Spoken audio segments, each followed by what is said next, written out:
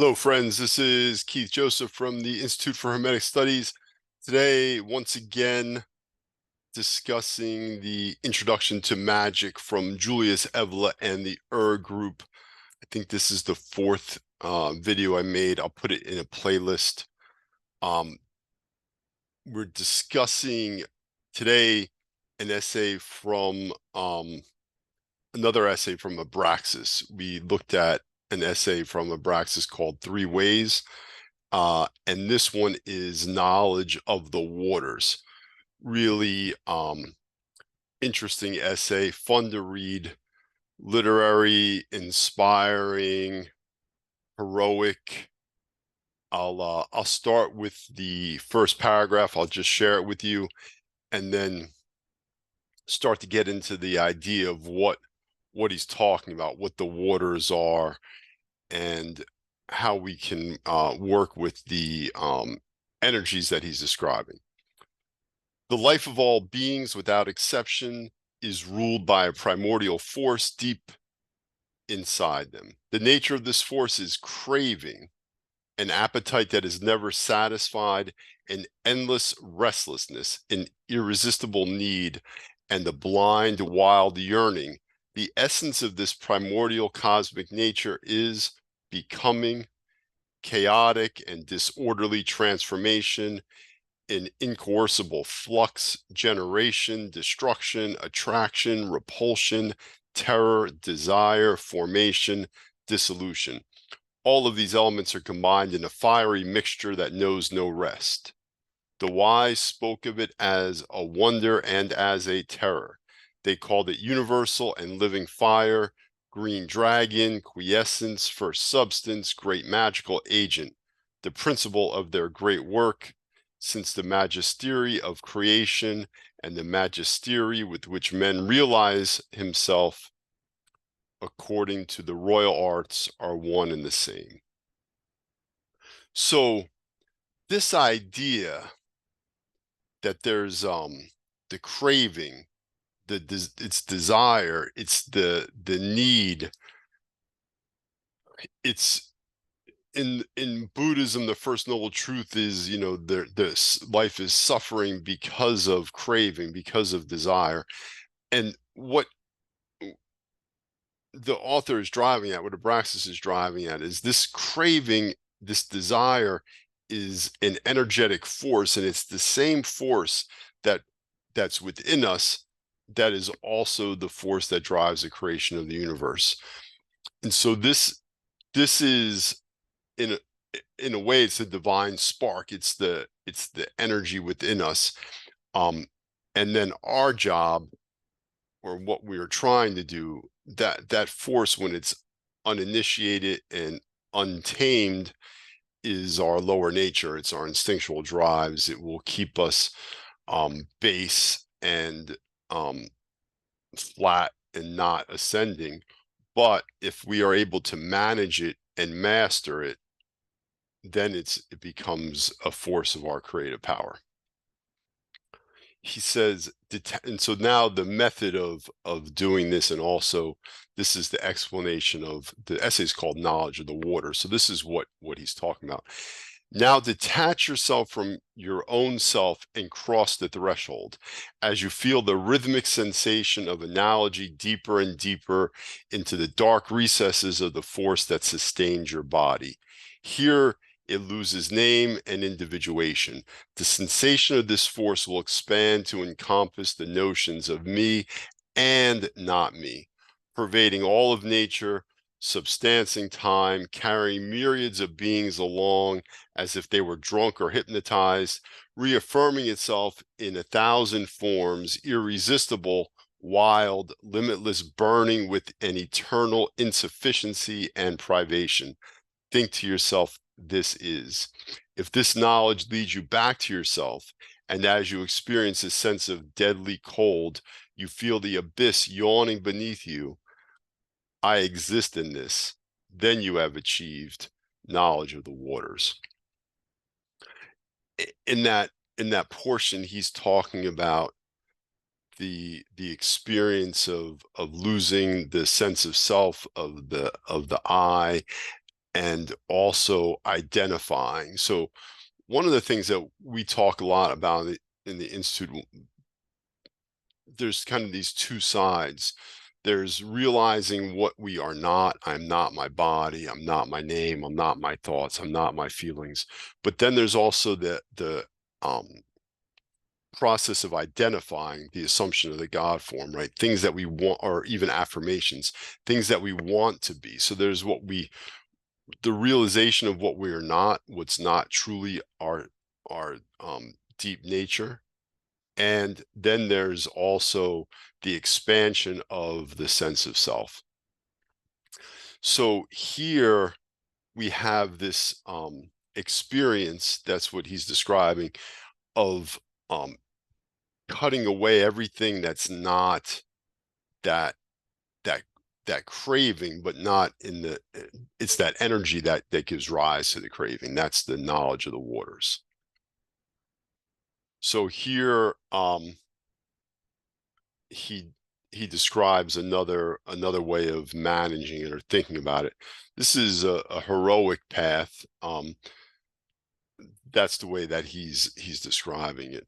A strong man who grasps a raging bull by the horns, slowly but relentlessly subjugating it to dominate this cosmic nature in oneself. This is the secret of our art, the art of the sun, the power of the mighty strength of all strengths.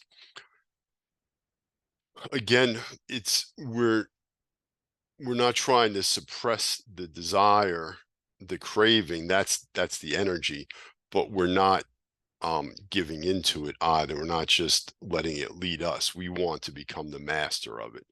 That's the point here. So he will go on to describe this a little more, this idea of the waters and this idea of transcending them and then coming back with more power and more energy. Look, this shore is one plagued with misery, darkness, and pollution. Before you is the mighty current. There lies the other shore. On this side is ignorant people, lacking knowledge, pale, passive, intoxicated, whose lives are still outside and on this side of the waters. On the other shore, you will find virile men, heroic souls, awakened to disgust, to revolt, to the great awakening. Having left one shore behind, they dare face the current and undertow, being led by their ever more firm and unshakable will. Once there, they are known as survivors of the waters, walkers on the waters, the holy race of the free, the conquerors, the lords of life and salvation, the radiant ones. They are the dragon slayers, the dominators of the bull, consecrators of the sun.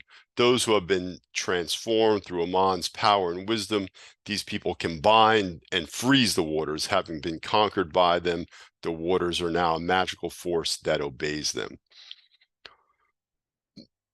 This is even the idea of being born again, right? Jesus says that you have to become born of spirit and water. The same idea that we're going to take this life that we're given and its desires and its wants and needs and it and grab a hold of that force and that energy and become the master of it, and instead of allowing it to master us.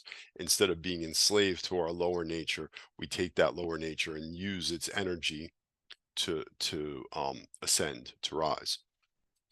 And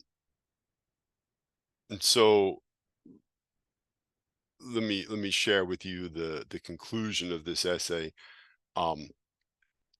This essay, I read it many times in preparation for talking to you about it. It's poetic and it's metaphorical and it takes time to grasp. It's not super long. It's only like 6 pages or something, but it's worth spending time with and studying. If you're interested in Evola and the Group and what they're talking about, this I think is a really important essay, and it captures a lot of the path, the heroic path, I would call it. Fix your eyes on the goal and never lose sight of it. Close your eyes, create an image and look at it in the dark. Learn to discern a light that cannot be seen with the physical eyes. This ethereal light carries the first secret of the work. Become insensitive to good and evil, upright, absolute, naked. Learn to will without yearning, without fear or regret. Create a power to act without tiring. Let this power be cold, hard, and at the same time liable and flexible. The secret of the force consists in willing well, willing long, willing without ceasing, and in never yearning. Sometimes we call this the lust for result, or the desire for an outcome. To not have that. Cut yourself free from the bonds of sensuality, intoxication, and passion. Reduce yourself to a simplicity that wills. Violate every need, use everything, and abstain from everything as you please. Become the absolute ruler of your soul. Create a resistance. What is mobile obeys what is immobile, and the powers of nature become subjected to him to who can resist them. Having reached a point when you desire nothing and fear nothing, there will be few things over which you will not rule. However, enjoy nothing until you have first vanquished it within yourself. The force does not give itself up. Take it, dare, being free, well-balanced, strong, calm, and pure. Having slain desire, say, I want. This is the first teaching. The door has been opened to you. The force is in you. That's the conclusion of the essay. The force is in you. The force is this it first appears as this craving, as this desire that we're familiar with, that we know that there's a constant dissatisfaction. That's the desire that can't really be satisfied, and that's actually an energy that you have access to, and it's just up to you to master it. That's the knowledge of the waters. I hope that's interesting. I find this to be a very powerful and inspiring essay.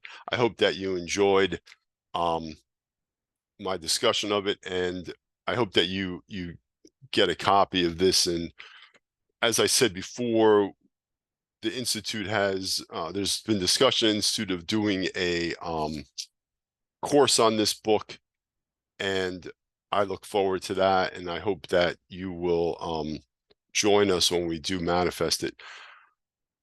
In the meantime, I will put links to our blog, to the Institute's Teachable site. Please check us out there. If you have comments or thoughts about this, if you're enjoying the talks on Evola, please let me know.